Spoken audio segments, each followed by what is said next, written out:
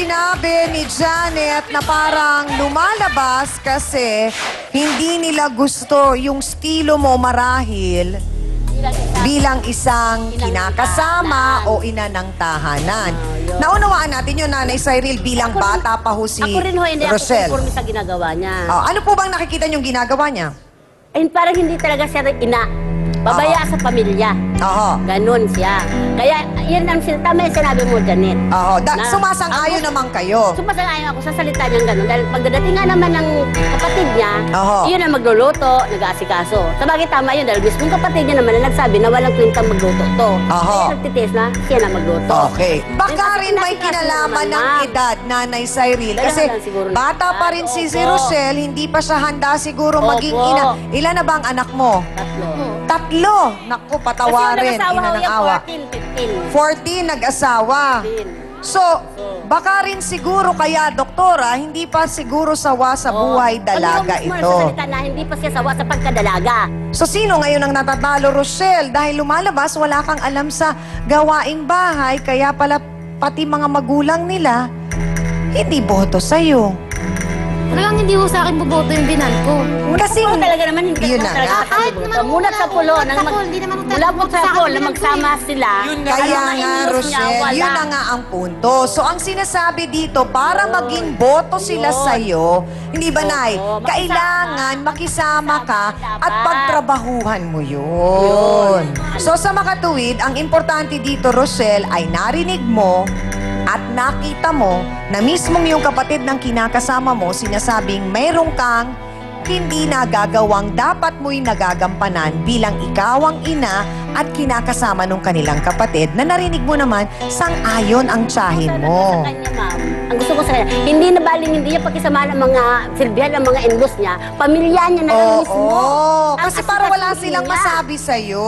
Kahit na yung ate ko, kahit na yung ate ko, yun ang sabi namin, huwag mo pakisamahan sila kung hindi kayo magkasundo. Nagagayak ng panindahan sa yun nga. Pero huwag mong ikasama ng loob yun, Rochelle, kasi kasama yun sa responsibilidad na pinasok Kailangan yung buhay ko, kasi pabuhay ko Pamilyado yun ka, eh. pamangkin, pamilyado kang tao. Hindi pwede, Rochelle, kasi nandun ka sa iisang bahay. Pamilyado ka. Ayaw mo may nakikialam sa iyo. Ngayon, kung ayaw mo na may nakikialam sa'yo, kung kunyari, ganito ha, ipagpalagay natin, ilagay ka doon, ibalik ka kasama ng mga nanay mo. Tapos magagalit ka dahil pinakikialaman kanila. O di umalis ka doon. Ang ayaw niya lang mo kasi, yung ikinitismis niya sa iba. Ang mahalaga dito po ay kahit naging matindi ang sakitan ni Emeline at ni Rochelle, nais po namin dito sa F2F, sa aming programa, na wag nang maulit ang insidente na yon, Nanay Cyril. At aminado naman kayo na paminsan-minsan talaga may sumpong si Rochelle, may nagiging pagkukulang, dala na rin ang kanyang edad. At ganun ka rin, Emeline. Pero sa puntong ito, sa aming palagay, mas mauunawaan ninyo yung mga dapat ninyong gawin, maging responsibilidad ninyo, yung pakikisama ninyo doon sa bahay kapag nakausap na kayo ng ating trio tagapayong. Kasi parang palaging binabanggit niya kasi kung napansin mo, Father, magmula kanina sinasabi niya, nasampid lang sila nung yung unang anak. Una tinanggap lang eh. Tinanggap naman eh. Hindi naman sa kanila. Hindi naman yung panganay niya. Nasa anak, ganito mo yun. Yung panganay niya, nasa amin. Ayaw mo pala makipagbati. Eh, bakit ganon? Basta ako naman. Wag nilang nila ako parigan. Wag na lang nila ako. Basta magkita man kami, bahala na. Hindi rin pwede nasa isang bahay kayo eh. Kasi ito mo.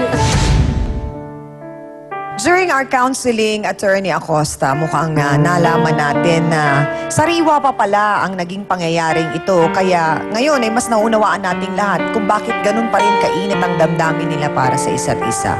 Tama po yun, Chang, dahil sabi nga ni Emeline, abay, mahigit lang daw pong 1 linggo ang nakaraan nung mangyari, yung naging salpukan nila ni Rochelle. Kaya talagang hanggang ngayon maaaring dala-dala pa rin nila yung emosyon na yon. Ngunit ang babala ko lang sa dalawang partidong ito, sapagkat sila ay naninirahan sa isang bubong, sana man magkaayos na. Hanapin nyo ang kapayapaan. Hanapin nyo ang pagkakaunawaan. At higit sa lahat, matutunan nyong mag-ibigan. Yun lamang. Thank you very much, Attorney Ben. Yung pong naging parang proseso ngayong araw na ito, Dr. Camille, na talagang eto na, bigay todo na, ilabas na nila lahat ng emosyon nila, lahat ng galit nila. Importante din po yun. Chang, una-una, napakahalaga na yung mga kinikinkim natin ay ilabas natin. So, ito yung tinatawag nating catharsis. Bakit kailangan i-unload? Physiologically, meron siyang epekto kasi nakakasikip ng dibdib. At pag sumikip ang dibdib, pwede kang atakihin. Psychologically, pwede siyang ikabaliw mo in the sense na lagi yun na lang iniisip mo eh. Puro mag-harbor ka ng negativity. Lahat kayo, iangat nyo yung self-esteem, yung pagpapahalaga niyo sa sarili. Kasi kung mataas ang pagpapahalaga niyo sa sarili, hindi kayo mag-iisip na kayo ay inaalipusta ng ibang tao. Bagkus ang iniisip nyo na meron kayong respeto sa sarili nyo, kaya kaya nyong rumespeto ng ibang tao. Kaya nyong mahalin kahit hindi nyo kadugo ang isang tao. At sa gayon, yung bahay na yan, hindi lang bahay, pero magsilbing tahanan para sa inyong 5 pamilyang nandyan at doon sa mga 8 bata na kailangang matuto sa inyo. Yun lang po. Salamat po, Dr. Camille. Father, kung hindi po ako nagkakamali, isa sa mga inuutos sa atin ng Diyos ay ang mahalin natin ang ating kapwa. Hindi po ba? Totoo po. May kasabihan din tayo na charity begins at home. Ang pagmamahalan po ay nag-uumpisa sa isang bahay. Isang bahay lang po sila, ngunit nagkahiwa-hiwalay, nagkawatak-watak. Hindi ba dapat ay ang presensya ng Diyos ay maghahari doon sa bahay na yon?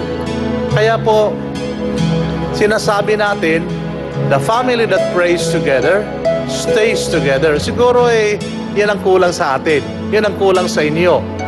Na imbes na kayo'y magdasal ng sama-sama at sabay-sabay, kayo'y sabay-sabay rin nagtatalakan, magtimpi, magpasensya at pagpakumbaba upang dumaloy ang pagkakaisa at pagkakasundo at pag-ibig ng Diyos sa inyong lahat. Yun lang.